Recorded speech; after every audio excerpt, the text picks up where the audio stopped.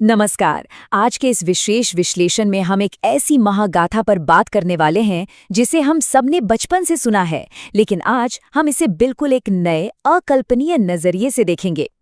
शुरुआत करते हैं बाल हनुमान की महागाथा, सूर्य, प्रहार और दिव्य वरदान से। एक ऐसा बालक जिसने अपने खेल खेल में पूरे ब्रह्मांड को अंधकार में धकेल दिया। जरा सोचिए इस बात को। क्या कोई बच्चा महज अपनी चंचलता में पूरी सृष्टि की दिशा बदल सकता है? यही तो इस कहानी का सबसे बड़ा रहस्य है, जो हमें आज भी हैरत में डाल देता है। तो चलिए सीधे चलते हैं हमारे पहले भाग की तरफ, बाल हनुमान की अद्भुत उड़ान। कल्पना कीजिए, एक बेहद ही खूबसूरत सुबह का समय है। आसमान सुनहरे और चमकीले बादलों से भरा हुआ है। पूरा वातावरण एक दिव्य चमक से रोशन है और ठीक उन बादलों के बीच से एक विशाल, लाल, धधकता हुआ सूर्य धीरे धीरे ऊपर उठ रहा है। क्या नजारा रहा होगा वो! अब बाल हनुमान को लगी थी बहुत जोरों की भूख। उस चमकते हुए लाल सूर्य को देखकर उनके मन में बड़ी ही मासूमियत से एक सवाल आया, क्या ये कोई बड़ा, रसीला और मीठा फल है? ब्रह्मांड के इतने विशाल तारे को देखकर एक भूखे बच्चे की ये सोच सच में ये कहानी का सबसे प्यारा लेकिन अचंभित करने वाला मोड़ है। और फिर जो हुआ वो तो बस अकल्पनीय था। अपनी भूख मिटाने के लिए बाल हनुमान ने जो छलांग लगाई वो सीधे अंतरिक्ष की ओर थी। उनकी उड़ान की गति, वो रफ्तार इतनी भयानक थी कि स्वर्ग से देख रहे देवता भी एकदम सन्न रह गए। कोई समझ ही नहीं पा रहा था कि एक छोटा सा बच्चा इतनी भयंकर गति से अंतरिक्ष की गहराइयों में कैसे जा सकता है। यहीं से कहानी में आता है हमारा दूसरा भाग, ब्रह्मांड में भयानक अंधकार। घटनाक्रम इतनी तेजी से बदला कि किसी को पलक झपकाने का भी मौका नहीं मिला। पहले पल में हनुमान जी अपनी असीम गति से सीधे सूर्यदेव के बिल्कुल पास पहुंच जाते हैं। दूसरे ही पल वो अपना मुंह खोलते हैं और उस विशाल सूर्य को पूरी तरह निगल लेते हैं। और तीसरे पल में सब खत्म। पूरा ब्रह्मांड एक घने, डरावने और कभी न खत्म होने वाले अंधकार में डूब जाता है। सूर्य के गायब होते ही पूरी दुनिया में ऐसा हाहाकार मचा जिसकी कोई कल्पना भी नहीं कर सकता था। धरती से लेकर स्वर्ग तक हर तरफ खलबली मच गई। जाहिर सी बात है, जीवन का आधार, वो प्रकाश, वो ऊष्मा अचानक शून्य हो गई। बिना सूर्य के तो सृष्टि का अंत निश्चित था और यही खौफ हर किसी के मन में बैठ गया। इसी भयानक संकट के बीच आता है हमारा तीसरा भाग, देवराज इंद्र का वज्र प्रहार। जब बात पूरी सृष्टि को बचाने की हो तो देवताओं के राजा इंद्र को तो आना ही था।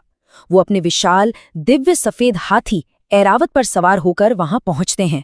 उनके चेहरे पर अत्यधिक क्रोध है और वो इस सिचुएशन को संभालने के लिए किसी भी हद तक जाने को तैयार थे।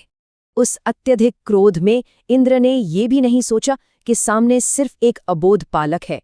उन्होंने अपना सबसे विनाशकारी अस्त्र, अपना वज्र, पूरी ताकत से चला दिया। वो वज्र सीधे बाल हनुमान की ठोड़ी पर जाकर लगा। प्रहार इतना भयंकर था कि वो अजेय बालक वहीं मूर्छित हुआ और सीधे आकाश से धरती की ओर तेजी से नीचे गिर पड़ा। क्या आपको पता है, यहीं से एक बहुत ही रोचक बात सामने आती है। संस्कृत भाषा में हनु का मतलब होता है ठोड़ी। वज्र के प्रहार से उस बालक की ठोड़ी टूट गई थी और बस इसी घटना के कारण उस शक्तिशाली बालक को हमेशा के लिए एक नया नाम मिला, हनुमान। अब बढ़ते हैं चौथे भाग की ओर, पवन देव का प्रचंड क्रोध, क्योंकि एक पिता का गुस्सा भी तो झेलना था। बाल हनुमान पवन देव के पुत्र थे। जरा सोचिए उस पिता पर क्या गुजरी होगी जब पवन देव ने अपने प्रिय पुत्र को इस हालत में देखा। तो उनका दुख और क्रोध सारी सीमाएं पार कर गया। उन्होंने बिना कुछ सोचे समझे पूरी पृथ्वी और ब्रह्मांड से वायु का प्रवाह ही पूरी तरह से रोक दिया। अब स्थिति सच में हाथ से निकल चुकी थी। हवा रुकते ही हर जीव का सांस लेना असंभव हो गया। जो देवता पहले सूर्य के जाने से डरे हुए थे, वो अब प्राणवायु के छिन जाने से मौत के खौफ में आ गए। पूरा ब्रह्मांड सचमुच अपने अंत की कगार पर आकर खड़ा हो गया था। और फिर शुरू होता है पांचवा भाग, देवताओं के दिव्य वरदान। सृष्टि के रचयिता ब्रह्मा जी को स्वयं सभी देवताओं के साथ वहां प्रकट होना पड़ा। उन्होंने पवन देव को शांत किया और अपनी शक्तियों से बाल हनुमान को फिर से एकदम स्वस्थ कर दिया। और फिर ब्रह्मा जी ने उन्हें एक अद्भुत वरदान दिया, कोई भी अस्त्र शस्त्र तुम्हारा कुछ नहीं बिगाड़ पाएगा। मतलब एक अजेय सुरक्षा कवच। और सबसे बड़ी बात, देखिए, जिस देवराज इंद्र ने बालक पर अपने वज्र से प्रहार किया था, उसी ने अपनी भूल सुधारते हुए सबसे बड़ा वरदान दे डाला। इंद्र ने कहा, तुम अमर रहोगे। यानी ब्रह्मांड की कोई भी शक्ति कभी हनुमान जी का अंत नहीं कर पाएगी। लेकिन सबसे खूबसूरत वरदान तो सूर्यदेव का था। वही सूर्यदेव जिन्हें बाल हनुमान ने निगल लिया था। उन्होंने कहा, मैं स्वयं तुम्हारा गुरु बनूंगा। सोचिए, संपूर्ण सृष्टि में ज्ञान और तेज के प्रतीक ने स्वयं इस शक्तिशाली बालक को अपना शिष्य मान लिया। कितनी कमाल की बात है ना। इन महान वरदानों के बाद देवताओं के बहुत प्यार से मनाने पर हनुमान जी ने सूर्यदेव को अपने मुख से आजाद कर दिया। सूर्य के वापस आकाश में आते ही पूरी दुनिया फिर से उस खूबसूरत रोशनी से नहा उठी। अंधकार मिटा, पवन देव ने हवा का प्रवाह फिर शुरू किया और जीवन एक बार फिर से पटरी पर लौट आया। और अब हम आते हैं इस गाथा के आखिरी और सबसे महत्वपूर्ण भाग पर, शिव के अंश का प्रकटीकरण। उस दिन की घटनाएं कोई छोटी मोटी बात नहीं थी। एक बात तो सभी देवताओं के लिए एकदम शीशे की तरह साफ हो चुकी थी।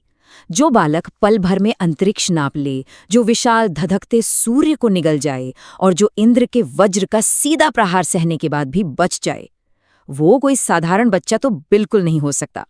असल में वो परम सत्य जो सामने आया वो ये था कि बाल हनुमान स्वयं देवाधिदेव महादेव यानी भगवान शिव के ही 11वें रुद्रावतार हैं। उनके साक्षात अंश। इसी कारण से उनके पास जन्म से ही वो असीमित, अकल्पनीय और ब्रह्मांडीय शक्ति थी। वो ऊर्जा किसी और की नहीं, स्वयं महादेव की ऊर्जा थी। तो ये पूरी महागाथा सिर्फ बल या चमत्कारों की नहीं है। ये हमें दिखाती है कि जब असीमित शक्ति के साथ परम ज्ञान, मासूमियत और सच्ची भक्ति मिल जाती है तो परिणाम कितना दिव्य हो सकता है। पर जाते जाते जरा इस पर विचार कीजिएगा।